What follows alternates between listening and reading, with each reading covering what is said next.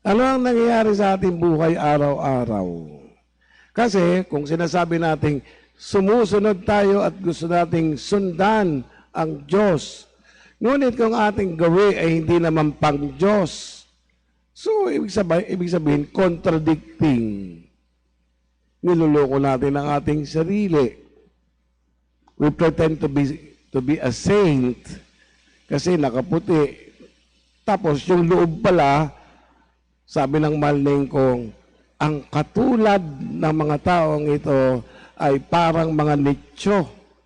Nangingintab sa kaputian, ngunit ang loob ay naaagnas ng kabulukan.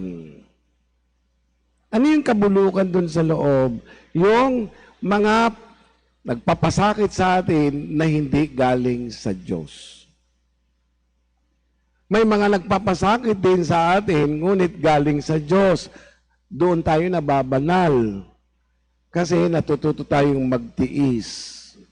And every time nagtitiis tayo, sinasabi natin sa Diyos, Lord, thank you. Dahil sa iyo, natuto akong magtiis. Ganito pala nagtitiis, nagpapakababa kahit na ano ang mangyari.